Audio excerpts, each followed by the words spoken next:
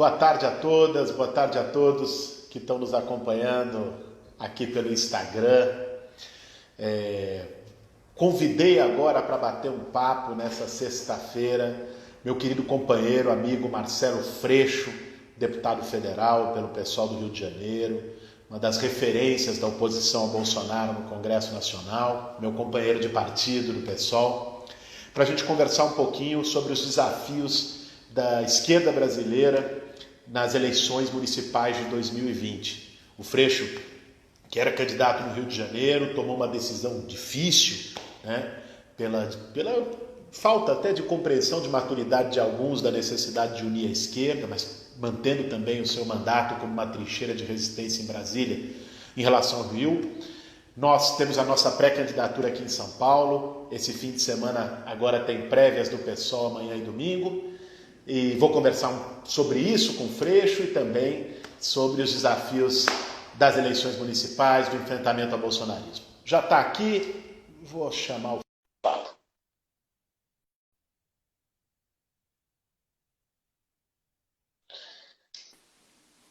Fala, Freixo. Fala, amigo. E aí, tudo bem? Tudo bem, meu irmão? Como é que você tá? A resistência aqui. E você, tá bem? Tô bem, tô bem, tô bem. Muito trabalho, né? A gente não para de trabalhar um minuto. Eu estava agora numa live com a Dilma. Ah, com a Dilma? Com a Dilma. Bem Legal. bom, bem bom, bem bom. Tá bom. E estamos aí, vamos, enfim, enfrentamento a fake news, renda básica, crise na saúde, 62 dias sem ministro da Saúde, Guilherme. É um negócio inacreditável. Chegamos a 77 mil mortos, né? 2 milhões de contaminados. Então, enfim, é uma crise permanente, uma crise muito forte. Mas eu estou aqui para te ouvir sobre São Paulo, isso é o mais importante. E aí, tem prévia esse final de semana, mas a pesquisa, aqui eu tive acesso essa semana, impressionante, hein?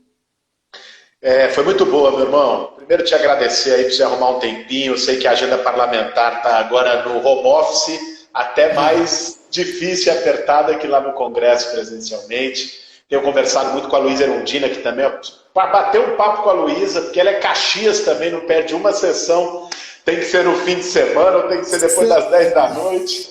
Você sabe que eu tenho um vídeo com a Erundina, a quem eu quero mandar um beijo enorme aqui, que é um vídeo maravilhoso, porque teve uma sessão na Câmara e a Erundina, se eu não me engano, ela está com 84? 85. 85, ela fez 85 agora. Nós ficamos numa votação até 2 horas da manhã. 2 horas da manhã. E aí nunca você vai embora imediatamente, né? Você conversa, etc e tal. Eu sei que nós saímos, a Erundina saiu junto comigo, eram 10 para as 3 da manhã. E tinha uma comissão que funcionava no plenário no dia seguinte às 9. Aí 9 da manhã, no dia seguinte, algumas horas depois. Aí eu falei, bom, eu vou chegar cedo, não vou nem dormir direito. Tomei um banho, né? Enfim, cochilei e fui para lá. Guilherme, quando eu entro no plenário, só tinha uma pessoa que tinha chegado às 9 horas. Sentada na cadeira escrevendo. Quando eu olhei, era Erundina. Aí eu falei, gente, eu não acredito. Aí eu filmei, comecei a filmar, ela estudando. Aí eu fui para perto dela, assim, ela percebeu que eu estava filmando. Eu falei, você dormiu aqui? Você não saiu? Você não foi para casa? E ela de bom humor. De bom humor, né? É impressionante. De bom humor. Eu falei, realmente é um negócio... É impressionante. Não, ela é uma força... Sobre-humana, Freixo. Sobre-humana. É incrível. Convivendo agora mais de perto com ela, com a chapa que a gente montou, falando com ela, claro, convivendo pelo virtual, pelo telefone, porque ela está em quarentena rigorosa por ser grupo de risco. Claro. E como tem que estar, lógico. Mas, enfim, é incrível o vigor, a força da Luísa Erundina. Agora, você dizia, meu irmão, das prévias, né? Primeiro eu quero aqui em público te agradecer o vídeo bonito de apoio que você fez à nossa pré-candidatura, minha com a Luísa, nas prévias do PSOL. Foi muito importante para a gente, muito importante mesmo. E vai ser amanhã e domingo, toda a militância do PSOL aqui em São Paulo está habilitada para poder votar. É importante, é um momento da pluralidade do partido, você ter esse espaço democrático, claro, natural e até relevante que um partido faça o debate de ideias sem cair no internismo, naquela disputa mais despolitizada, mas que faça o debate político com as diferentes concepções que devem existir dentro de um partido, coexistir, vai ser esse fim de semana. Agora, você mencionou a pesquisa, Freixo, uma pesquisa feita, não sei se todo mundo que está nos acompanhando agora chegou a ver, lançada ontem pelo Ideia Big Data, que é o Instituto de Pesquisa, foi publicada na revista Época e depois replicada em vários outros lugares. Nós tivemos acesso à pesquisa, chegou até a ter um questionamento por conta de registro no TRE, que é absolutamente comum que pesquisas feitas nesse período não sejam registradas com toda a formalidade no TSE, mas tivemos acesso à metodologia, uma pesquisa confiável, tanto é que foi replicada amplamente, que nos deixou numa posição de 11% no cenário, em terceiro lugar, que eu acho que aponta, inclusive, uma viabilidade da candidatura do PSOL aqui em São Paulo, Freixo, ser a principal candidatura da esquerda e competitiva de verdade. Aquilo que a gente já conversou muitas vezes, meu irmão, de não falar só para o gueto, do pessoal não ter medo de fazer a disputa para ganhar, disputar mentes e corações, sair da bolha. Eu acho que tem essa oportunidade agora aqui em São Paulo, o pessoal com a nossa pré-candidatura. Oportunidade que você, inclusive, realizou no Rio de Janeiro, fazendo campanhas amplas, bonitas, sem perder os princípios nas duas últimas eleições municipais, mas que terminaram em segundo lugar, disputou até o fim, foi dialogar com o povo e não só pregando para convertido, né? Você sabe, Guilherme, eu estou muito empolgado em fazer campanha pelo Brasil inteiro, em ajudar, onde me ajuda tiver algum impacto, algum efeito, o menor que possa ser, e eu me animo muito com o seu nome por tudo que a gente já viveu junto, pela confiança que eu tenho em você, pelo quadro político que você representa hoje no Brasil, tão importante, num momento tão grave da história do Brasil, né? A gente vive a pandemia, o pandemônio, né? A gente vive uma crise econômica brutal, o aumento da desigualdade social, aumento dos homicídios. A gente tem um presidente que libera armas e munições e não faz teste e não libera respirador. Esse é o quadro, essa é a síntese, né? Então você tem hoje um processo muito violento contra a democracia colocado. As eleições municipais são importantes. Eu disputei a eleição aqui duas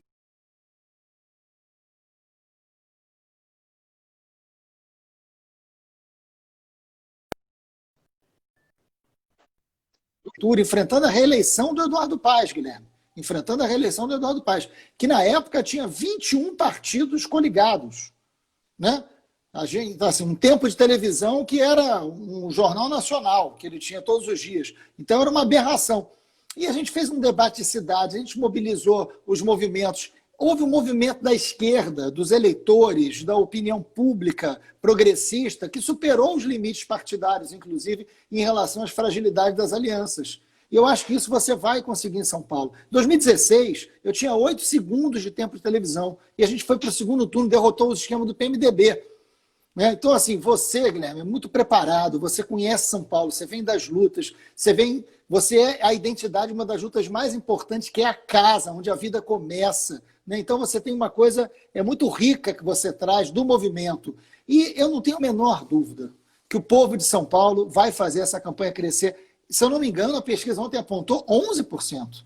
Não foi isso? 11%. Eu vi a pesquisa. 11% você estava em terceiro colocado, ou seja, vai começar a campanha. A gente não esquentou ainda, porque, óbvio, a sociedade está falando da barbárie, da tragédia, do desemprego, da morte, né? E o seu nome chegando com 11%, há uma chance real de você ir para o segundo turno e fazer um bem para o conjunto da esquerda, que aí, sem dúvida alguma, assim, se não for possível fazer aliança, não vale a pena a gente entrar. E a Renata Souza está aqui seguindo a gente. Entrou, Renata. Renatinha está aqui, acabei de ver. E vai ser uma campanha linda, porque vai ser uma campanha que vai debater cidade e democracia, vai debater o lugar onde as pessoas vivem, vai debater emprego, vai debater o que cabe da boa política. Bolsonaro nunca representou uma nova política.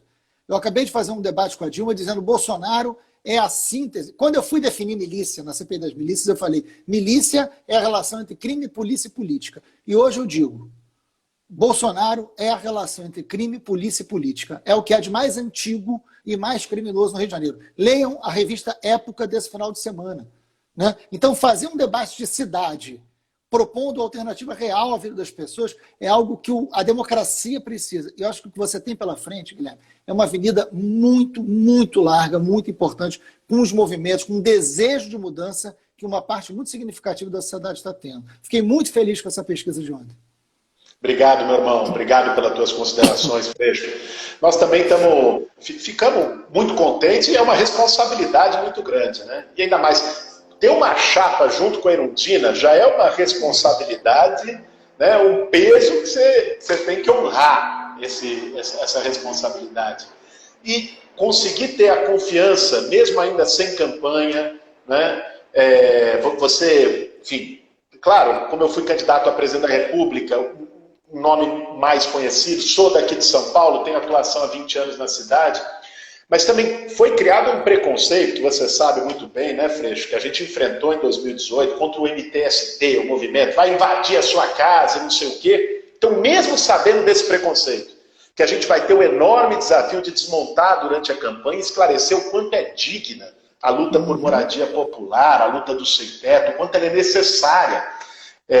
A gente já aparecer aí com 11%, acho que aponta uma grande possibilidade de crescimento e uma possibilidade de capacidade de diálogo, sobretudo nas periferias, com o nosso povo mais sofrido, com o povo que está mais sofrendo com o projeto perverso do bolsonarismo, quem está mais morrendo na pandemia do coronavírus, que é o povo das periferias, de São Paulo, do Rio. Exatamente. Agora, eu queria te fazer uma pergunta, Freixo. A Renata entrou aqui, a nossa pré-candidata à Prefeitura do Rio de Janeiro pelo PSOL. O PSOL do Rio definiu na segunda-feira o nome da Renata, né? Então está oficializado a Renata como nome, é pré-candidatura, porque o período oficial ainda não começou, mas a Renata, que é moradora da Maré, que é comunicadora, que é jornalista, a Renata morando na Maré, estudou em pré-vestibular comunitário, chegou ao pós-doutorado. Então a Renata é uma pessoa para você olhar com muito respeito, né? Ela está aqui com a gente assistindo. E muito orgulho. Trabalhou comigo 10 anos direto. É isso, é isso. Queria te fazer uma pergunta, Freixo, sobre o Rio. Né? Como é que está a situação do Rio de Janeiro? A Renata vai representar esse nosso projeto. Né? Você tinha a tua pré-candidatura, todos nós já chegamos a conversar sobre as razões que te levaram à definição e que são muito compreensíveis e respeitáveis. Agora, como você está vendo hoje o Rio, né, essa pré-candidatura da Renata, que eu acho que é oxigênio, é uma novidade importante, mas o conjunto das forças, a pandemia no Rio, como é que está, esse verdadeiro desgoverno do Crivella, as notícias que chegam são aterradoras, uma pior que a outra. Você comentar um pouco o cenário atual do Rio e as perspectivas para as eleições municipais, meu irmão? Você sabe qual a última notícia no Rio de Janeiro? O hospital de campanha foi fechado e os pacientes transferidos às pressas. Olha que ponto chegou o Rio de Janeiro. Essa notícia é de agora. Muita gente está assistindo a gente. Aliás, eu queria já agradecer a todo mundo que está aqui assistindo. Essa notícia é de agora. O hospital de campanha foi fechado no Rio, pagamento atrasado dos profissionais e os pacientes, você imagina, para um paciente que está no hospital de campanha, a situação é grave, transferido às pressas. Ou seja, o Rio tem um governador eleito pelo Bolsonaro, eleito pelo Flávio Bolsonaro, esse que eu não sei até quando vai ficar em liberdade, né? Eleito pelo Flávio Bolsonaro. E não digam que não foi, né? Tenham memória. Vê lá quem é que elegeu o Witzel. O Witzel é um ex-governador em exercício. Eu não tenho a menor dúvida. É isso, o Witzel é um ex-governador em exercício. Será que ele vai cumprir a trajetória, Freixo? A sina de ir para a prisão de todos os ex-governadores do Rio, meu irmão? É inacreditável, né, cara? É inacreditável, né? Eu queria saber quantas cruzes nós quebramos aqui, porque é um negócio inacreditável. Né? Você vai ver lá, o Cabral está preso por 5 encarnações, né? Você já teve Garotinho preso, você tem o Pezão preso, agora vai o Witzel. É impressionante. E inacreditável. Corrupção na área da saúde. O secretário de saúde preso de novo. Então, assim, você fica olhando e fala assim, não é possível. Assim, os caras não fizeram isso de novo, né? Fizeram. Então, assim, é um nível de banditismo, né? E, assim, colados no Bolsonaro. Nasceram no mesmo ninho. Tá ali. Né? O Bolsonaro sempre se alimentou dos esquemas do Cabral. Vamos lá, Flávio Bolsonaro. Em quem que ele votou para presidente da Alerj nos 2 anos que ele teve comigo lá? De 2 em 2 anos ele votava em quem? No Pisciani. Votou no Paulo Melo. sempre fez ali, nunca foi uma outra política, uma nova política, né? Relação com milícia, Queiroz, sempre vieram do mesmo lugar. Então o Rio tem, de um lado, essa tragédia do Estado, o Crivella parece uma biruta de aeroporto, né? Assim, não sabe para onde aponta, né? Dependendo do vento, assim, é uma irresponsabilidade. O número de médicos de família, do atendimento básico da saúde despencou, era um esquema muito denunciado por corrupção no Eduardo Paes, muitas denúncias, investigações, e o Crivella, no lugar de acabar com a corrupção, acabou com o médico de família, quer dizer, jogou a água com o bebê fora, né? Como a gente fala. Então, não resolveu, a cidade abandonada, né? E você tem uma situação de um Rio de Janeiro com desemprego, a taxa de letalidade do Rio é altíssima, o crescimento das milícias, crescimento de homicídios. Então, enfim, é uma situação, o crescimento da violência policial, aliás, tanto no Rio quanto em São Paulo. Isso tem uma relação muito direta com o Bolsonaro em ampliação de armas. Mas, enfim, a questão toda é a seguinte: a candidatura da Renata vem para trazer um debate fundamental. O Rio é uma cidade que a cidade do Rio, 1/3 dos seus moradores mora em favela. 1/3 dos moradores da cidade do Rio de Janeiro mora em favela. A favela não pode ser o espaço do medo urbano. A favela tem que ser o espaço constituído da cidade. A Renata fala sobre isso com uma legitimidade, Guilherme, muito forte. Porque ela viveu a vida inteira dentro da favela da Maré. Ela conseguiu chegar ao doutorado morando dentro da favela da Maré, né? Então, ela vir para fazer um debate... É claro que a Renata não vai falar só da favela, mas ela vai falar da favela dentro da favela.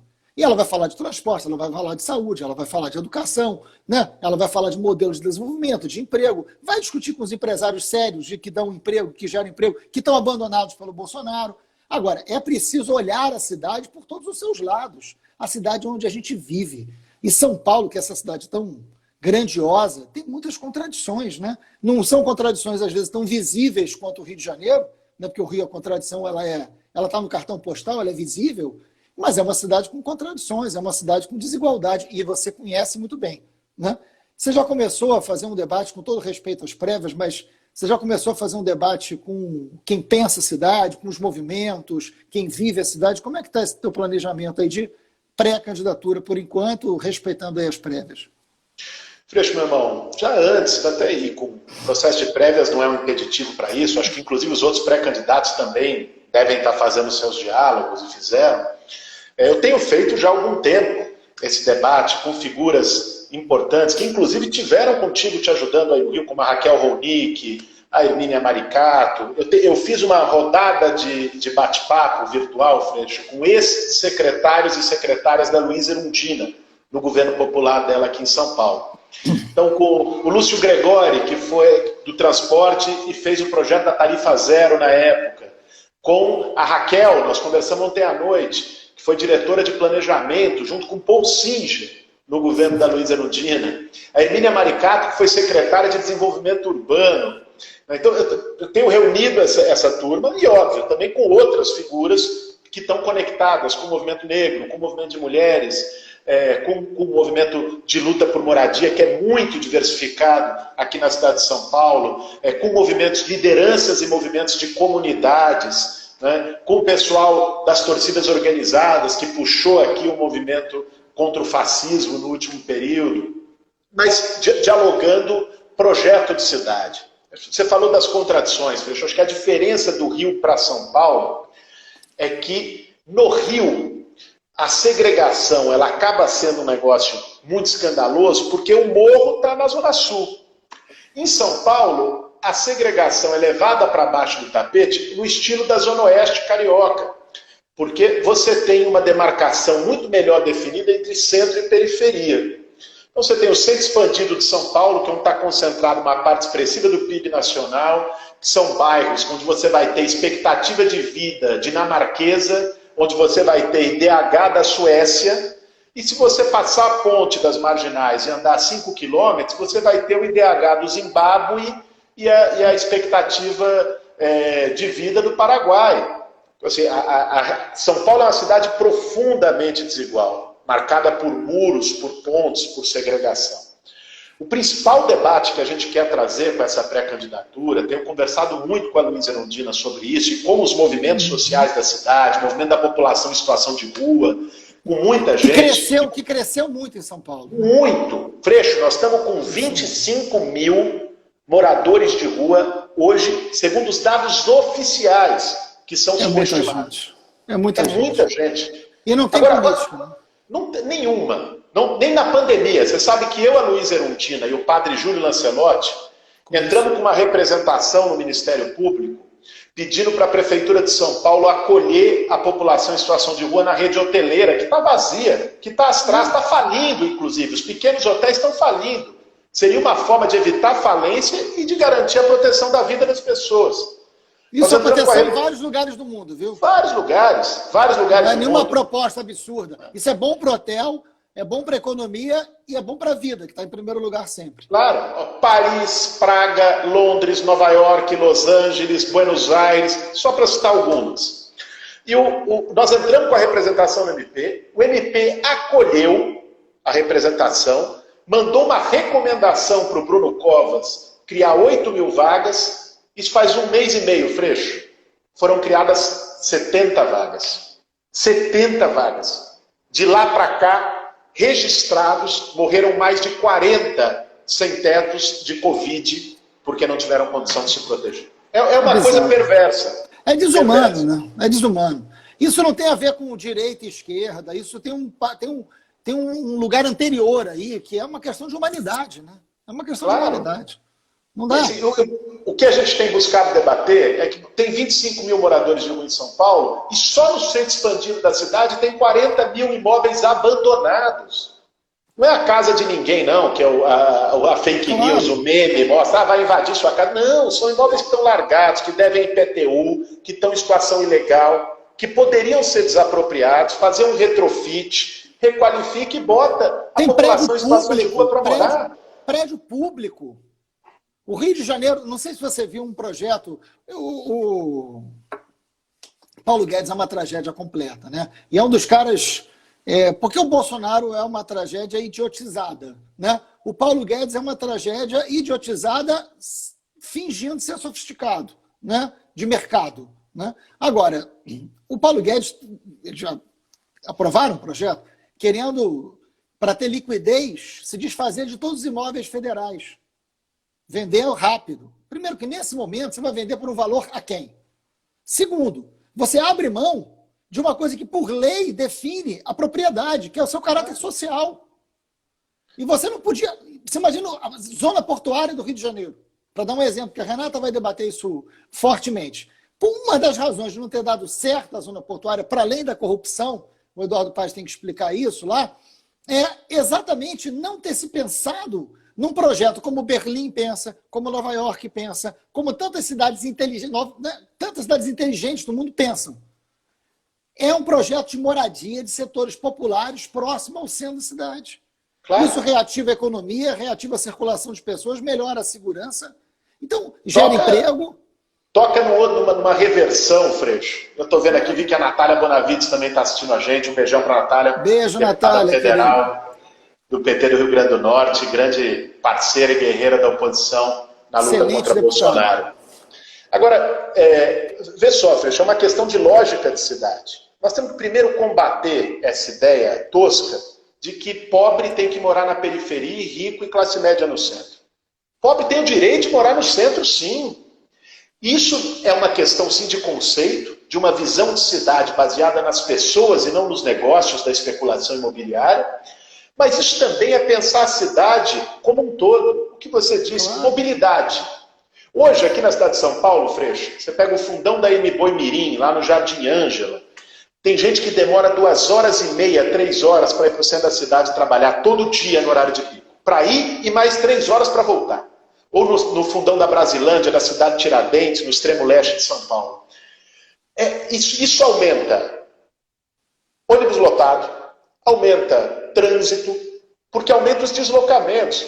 Se o centro é onde tem o maior número de oferta de emprego.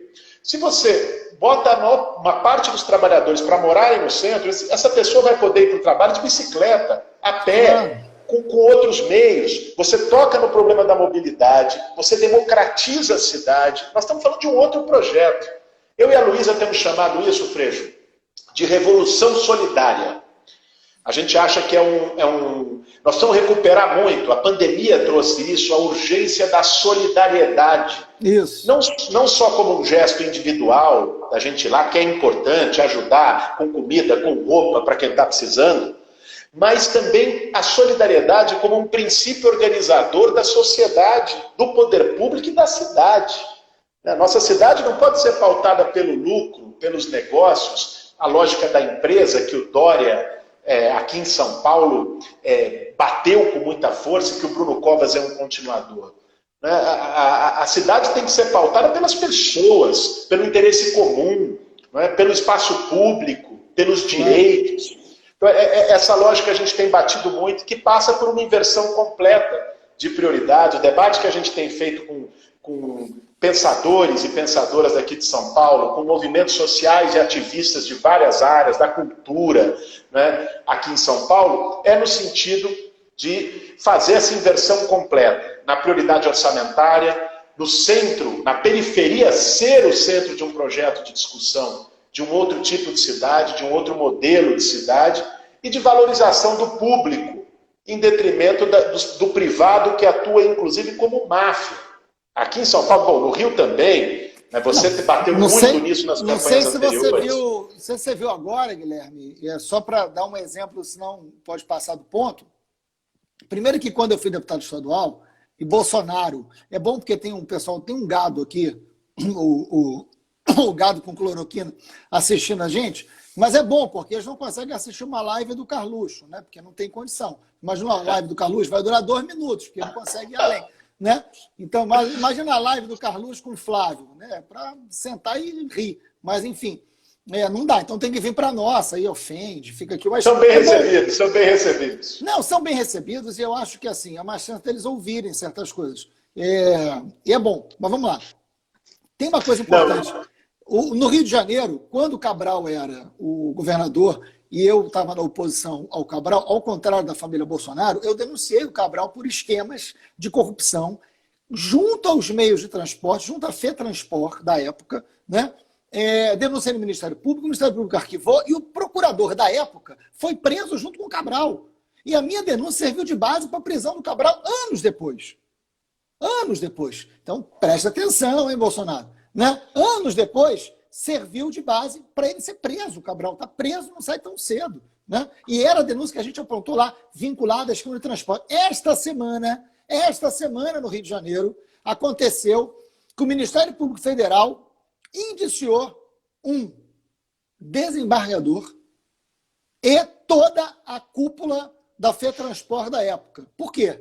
O desembargador recebia grana, ou seja, a justiça, o poder judiciário, um cara recebia grana para julgar as ações favoráveis às empresas de ônibus.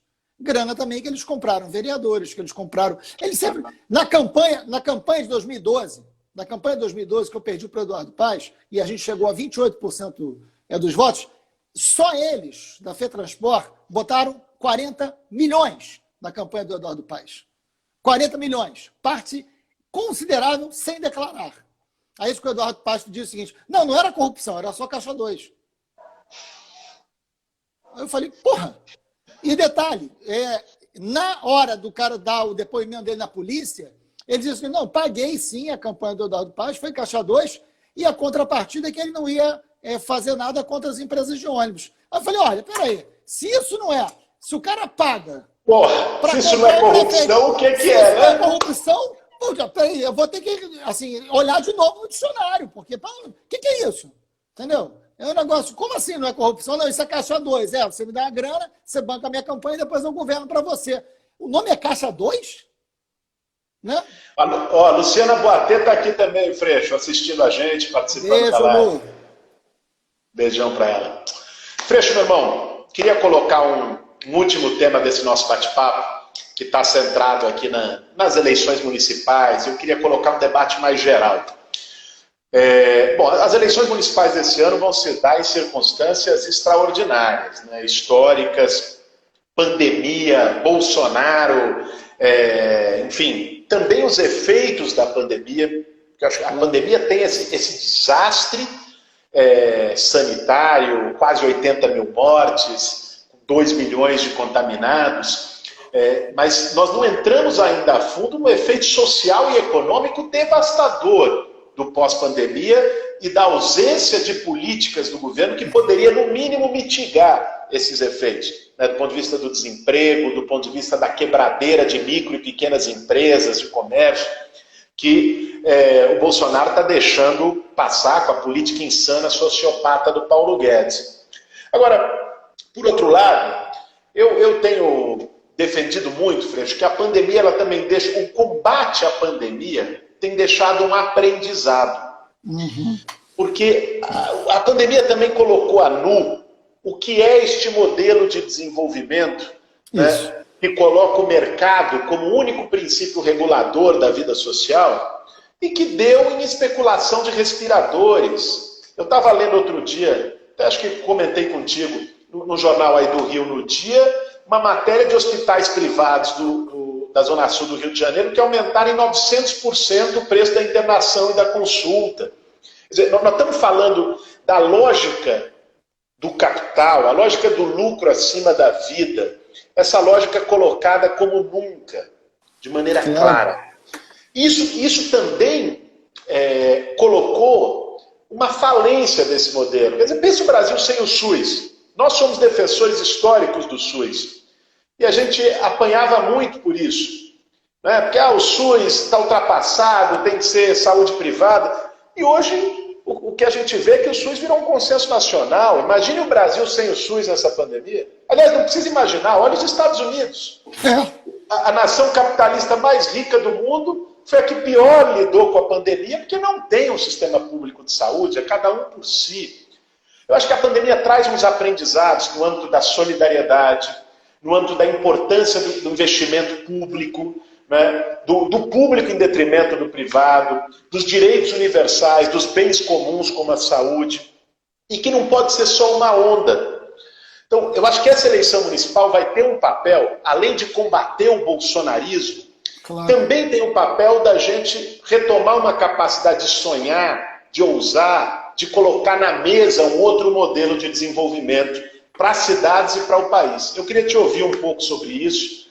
Como é que você está enxergando o papel dessas eleições municipais de 2020?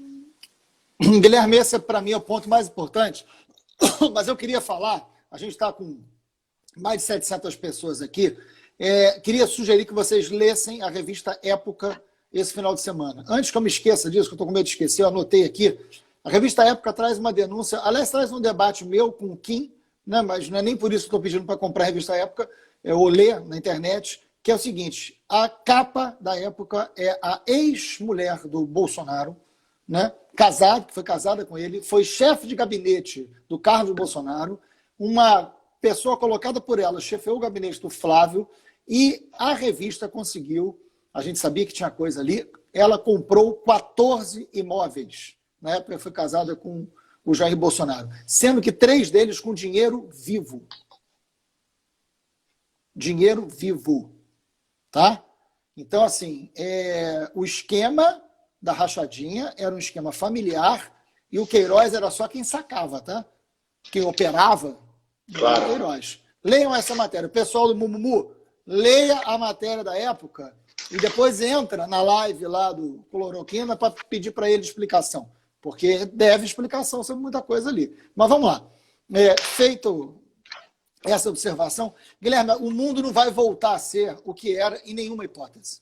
As nossas vidas não voltam a ser. Então, assim, é claro que não mas você está falando de tirar um lado bom da pandemia. Não, não tem lado bom. 77 mil pessoas mortas no Brasil, famílias arrasadas, você não consegue enterrar a pessoa, você não consegue despedir, você não tem luto. É uma tragédia sem precedentes, maior crise sanitária, não tem lado bom, não é isso. Agora, de uma coisa ruim você pode tirar aprendizagem? Pode. Na vida inteira, a gente pode tirar aprendizagem de coisa ruim. Então, é algo ruim, não é algo bom.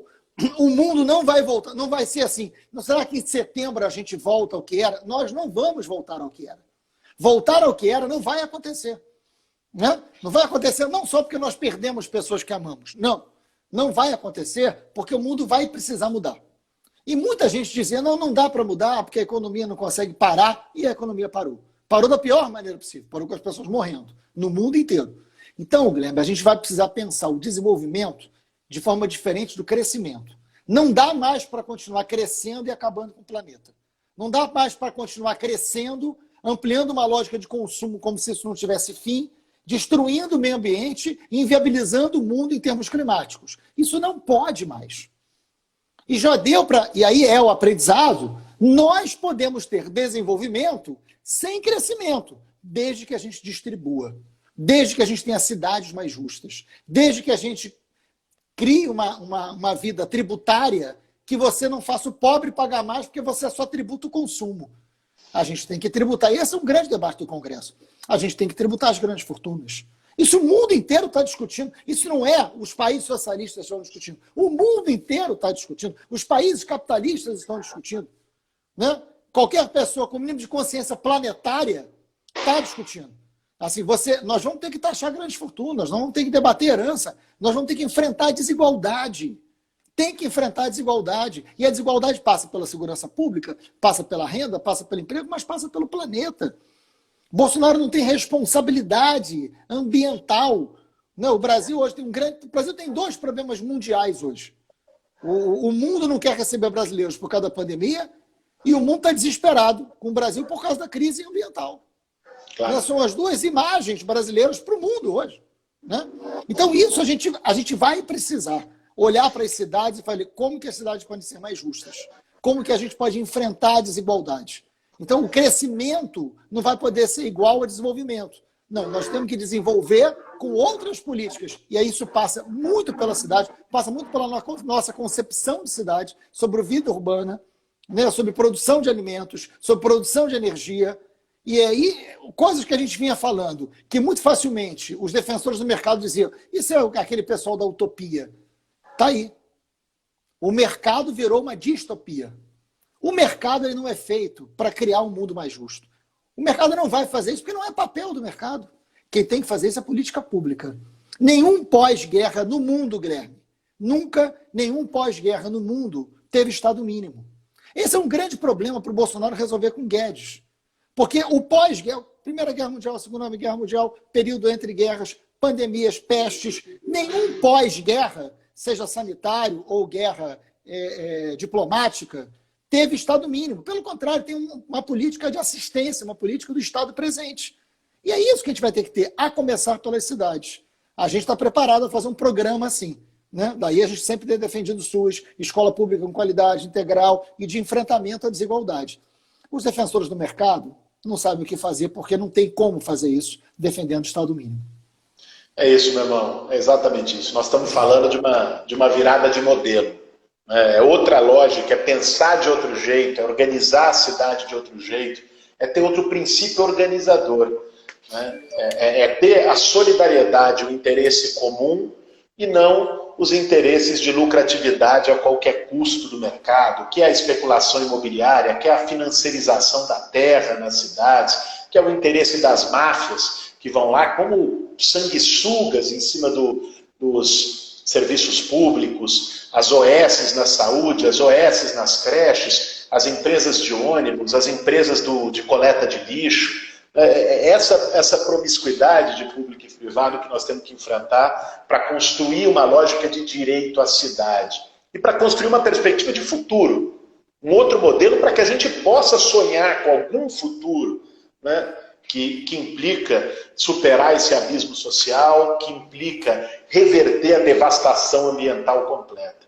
Freixo, meu irmão, queria te agradecer muitíssimo. Tem a Mônica Cunha aqui também, que é uma guerreira. Ah, a Mônica está aí também. A Mônica Cunha está aqui. A Mônica Benício. A Mônica Benício, né, nossa querida Mônica, arquiteta, viúva da Marielle, também te apoia nas prévias. Mandou o vídeo hoje. Eu recebi o vídeo dela com muita honra hoje, viu, Freixo? Eu vi. Que legal, meu irmão. Não, enfim, quero te agradecer muitíssimo aí pelo tempo, pelo nosso bate-papo e pelo apoio aí nessas prévias, agora amanhã e domingo. Espero que, dando tudo certo, né, a gente possa construir uma linda campanha aqui em São Paulo. E, vamos ver como vai estar a pandemia, se for virtualmente, mas melhor presencialmente, se isso já estiver melhor, te trazer aqui para a gente construir juntos. Você sabe do meu carinho, meu afeto por você, minha admiração pela sua história de luta, e São Paulo ganhou um prêmio com a sua candidatura. Então, nesse momento, é a pré-candidatura. Sorte nas prévias, um bom debate, sorte ao pessoal, que saia unido, que saia grande, que saia com responsabilidade, e a gente tem chance de chegar no segundo turno. Conta comigo para o que você precisar, a gente vai estar junto sempre. Um beijo, Obrigado, beijo na militância, beijo na família. Tamo junto. Valeu.